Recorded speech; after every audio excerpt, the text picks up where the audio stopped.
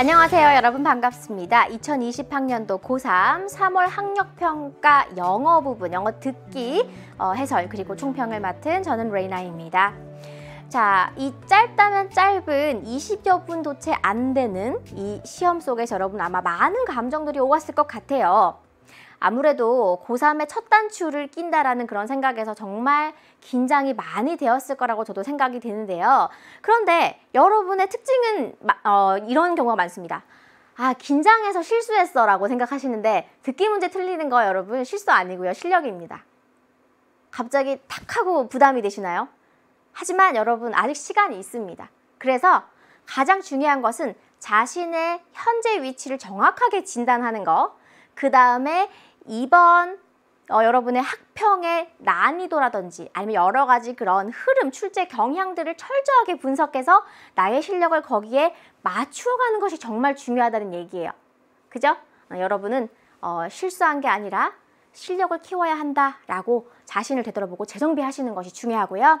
어떤 식으로 이번 시험이 출제가 되었는지는 저와 간략하게 총평을 통해서 알아보고 정확한 분석은 해설로 가시면 되는 겁니다. 자, 이번 시험요.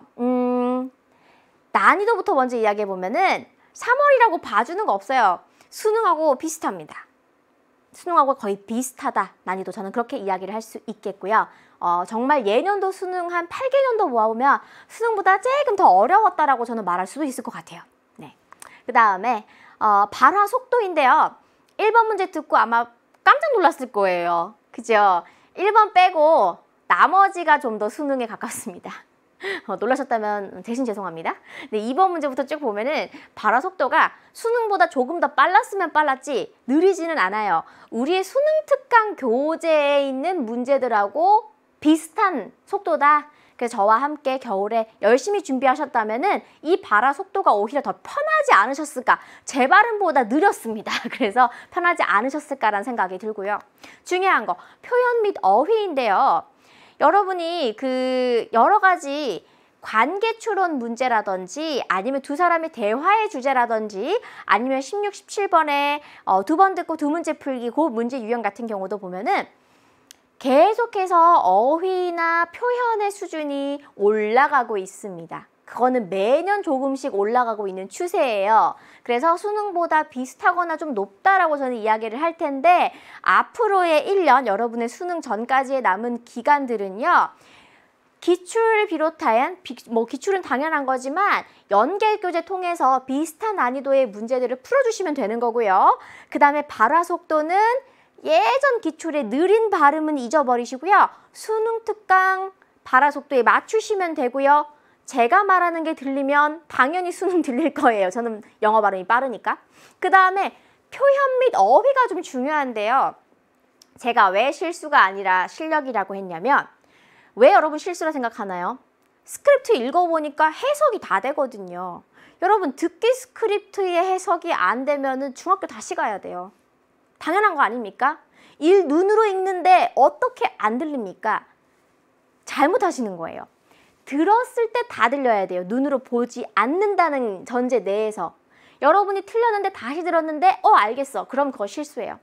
그런데 다시 들었는데 하고 조금이라도 물음표가 생긴다는 건 여러분의 표현 및 어휘, 즉 눈으로 보는 어휘 및 표현 실력은 높을지라도 그거를 귀로 듣는 훈련이 안 됐기 때문에 듣기용으로 어휘와 표현 훈련을 앞으로 남은 기간 동안 쭉 꾸준히 해주셔야 만점 발할 수 있다라는 거, 이렇게 세 가지 저는 여러분에게 대비책으로 좀 전해드리고자 합니다. 자, 총평도 총평이지만 어떻게 대비해야 하는지에 대해서 여러분 좀 팁 좀 얻었을 것 같아요. 자, 계속해서 독해 부분의 총평들도 여러분 참고해 주시고요. 전 여러분과 함께 해설 강의에서 만나도록 하겠습니다.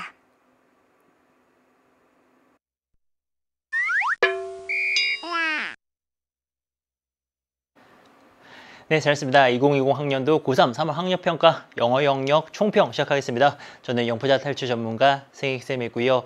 자, 일단 우선은 여러분들이 어디에서 언제 시험을 받든지 간에 시험 보느라 정말 고생 많았고요. 또 이렇게 어려운 환경 속에서 잘해 나가고 있어서 너무 고맙고 또 총평까지 보러 와주셔서 정말 감사합니다. 일단 시험은 보셨잖아요.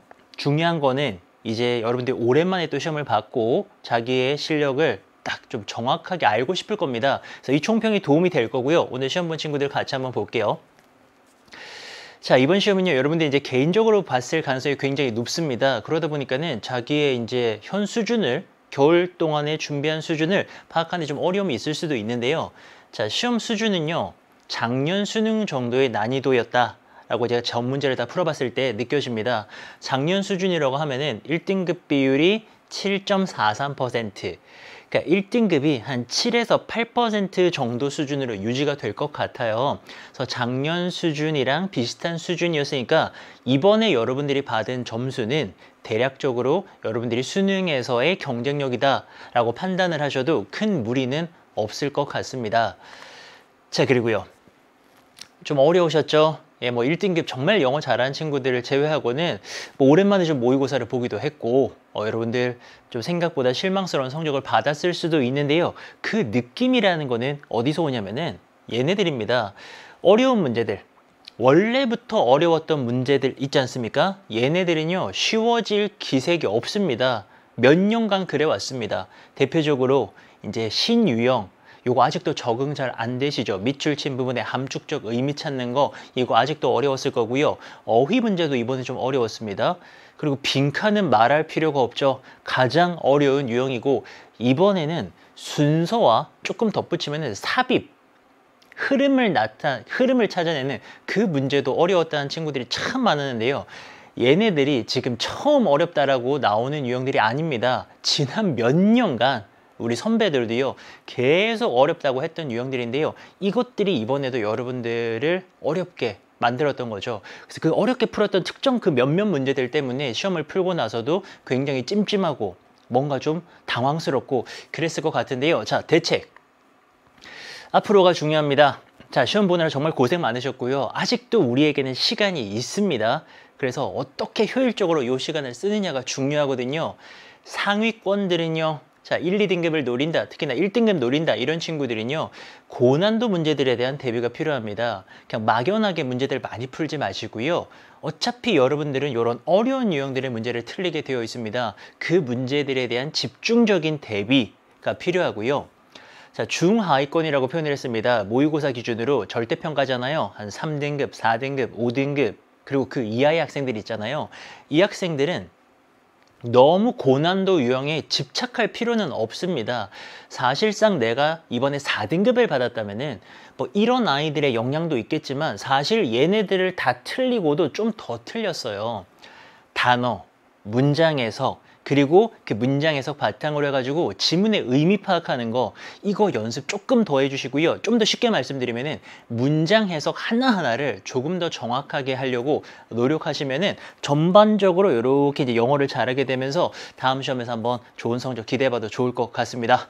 자, 이렇게 총평을 마치고요. 사실 한 문제씩 여러분들 같이 보셔야 됩니다. 오늘 답답했던 문제들 지금 여러분들 EBS-I 통해서, 이 강의 통해서 같이 해결하셔야 되잖아요. 예, 친절하고 아주 그냥 상세하게 설명드릴 테니까요. 본 강의에서 뵙도록 하겠습니다. 여러분들 시험 보느라 고생 많으셨고요. 저랑은 곧 본 강의에서 뵙겠습니다. 감사합니다.